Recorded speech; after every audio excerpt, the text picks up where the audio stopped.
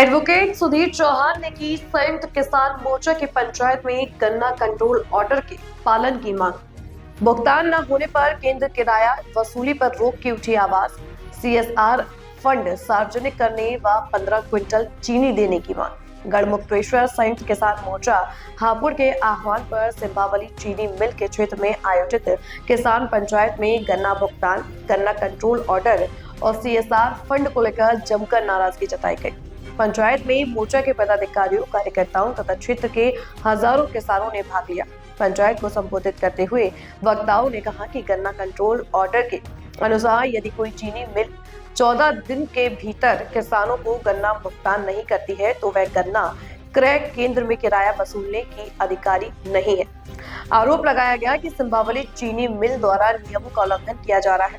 किसान नेताओं ने कहा कि माननीय हाईकोर्ट द्वारा बैंक के माध्यम से आईआरपी नियुक्त किए जाने के बावजूद किसानों की स्थिति में कोई सुधार नहीं हुआ है। आरोप है कि मिल प्रशासन और आईआरपी की मिलीभगत से किसानों का शोषण जारी है। वक्ताओं ने स्पष्ट किया कि जब तक मिल प्रबंधन के भ्रष्ट अधिकारियों को हटाया नहीं जाएगा तब तक किसानों को न समय पर भुगतान मिलेगा और न ही ब्याज। संयुक्त किसान मोर्चा हापुड़ ने मांग की कि सिंबावली चीनी मिल द्वारा सामाजिक उत्तरदायित्व के अंतर्गत वर्ष 2013 से 2025 तक खर्च की गई धनराशि का पूरा ब्यौरा मिल प्रबंधन एवं बैंक के आईआरपी द्वारा किसानों के बीच सार्वजनिक किया जाए। इसके साथ ही मोर्चा ने जिला अधिकारी हापुड़, जिला गन्ना अधिकारी, गन्ना आयुक्त लखनऊ, मिल प्रशासन तथा बैंक के आईआरपी से मांग की है कि इस मिल से जुड़े प्रत्येक किसान को हर पेराई सत्र में 15 क्विंटल चीनी दी जाए। किसान नेताओं ने यह भी मांग उठाई कि गन्ना आयुक्त लखनऊ, जिलाधिकारी हापुड़ एवं जिला गन्ना अधिकारी स्पष्ट रूप में लिखित में बताएं कि गन्ना कंट्रोल ऑर्डर 1966 सही है या गलत। यदि आदेश सही है तो उसके अनुसार गन्ना मूल्य व ब्याज का समय पर भुगतान क्यों नहीं किया जा रहा और इसके लिए जिम्मेदार कौन है। पंचायत के दौरान किसानों ने चेतावनी दी कि यदि जल्द समस्याओं का समाधान नहीं किया गया तो आंदोलन को और तेज किया जाएगा।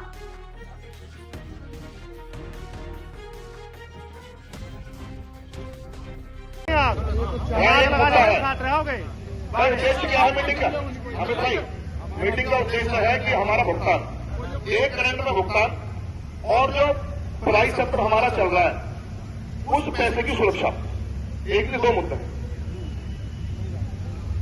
भुगतान तो है, आपने कहा कि 85% जो है पहले का भुगतान कर चुके हैं, तो पहले तो भुगतान की प्रक्रिया और जो ये प्राइस सत्र चल रहा है जिसमें तुम्हारा 200 करोड़ का 300 करोड़ रुपए का माल ही अंदर लेकर बैठ जाएंगे, इसकी सुरक्षा क्या है। जैसे कि अभी मेरे भाई साहब ने बोला कि मेरी आईआरपी से बात हुई है, आईआरपी ने बोला है कि मैं भी पूर्ण रूप से मालिक नहीं हूं।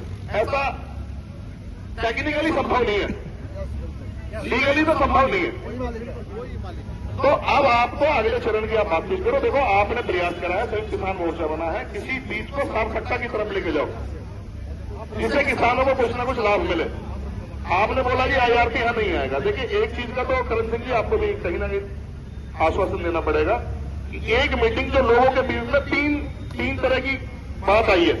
एक बात थी कि 85 करोड़ की कोई एफडी बनी है, एक कह रहा कि 9 करोड़ की कोई एफडी बनी है, एक आदमी कह रहा है कि जमीन जो शिफ्टिंग के लिए यहाँ पे जिस लोगों ने जमीन खरीदी है वो निजी अधिकार है, उसको छोड़ दिया। एक अभी भाई साहब के माध्यम से एक और नई एम्बिग्यूटी आएगी कि भाई आईआरपी भी मालिक नहीं है। तो पहले किसानों को, किसान प्रतिनिधियों को इतना आश्वस्त कराएं कि उनका जो करंट सत्र का पिछवाई का पैसा है वो सुरक्षित है। और एक और क्लियरिटी आ जाएगी, जैसे आप कह रहे हैं कि जुलाई 2024 है, जुलाई 2026 आने वाला, लगभग 18 महीने आपने कंपनी को चला दिया आईआरपी के माध्यम से।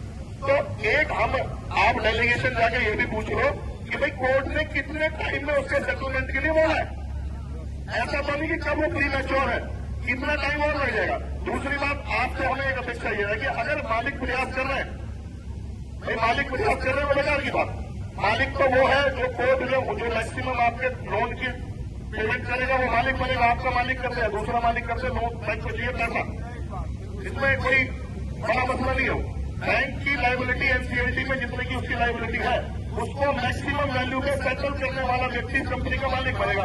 मालिक केवल इसलिए प्रयास कर रहे होंगे कि उसकी जरूर पूंज इस कंपनी की हमें पता है, दूसरा आदमी आएगा तो शायद इसमें से प्रॉफिटेबिलिटी जनरेट न कर सके, पुराना मालिक जल्दी प्रॉफिटेबिलिटी के लिए आ जाएगा, उसका बिजनेस है वो, और बिजनेस का बंदा जल्दी बिजनेस को रिवाइव कर लेता है, इंजीनियरिंग का आदमी इंजीनियरिंग बहुत आसानी से कर लेता है, जो बिजनेस मैन जिस बिजनेस को जानता है। तो इस मीटिंग को अगले दौर में लेके चलिए, आपको बहुत सार्थक प्रयास है, जो कंपनी लेवल से बात हो कंपनी लेवल से कीजिए।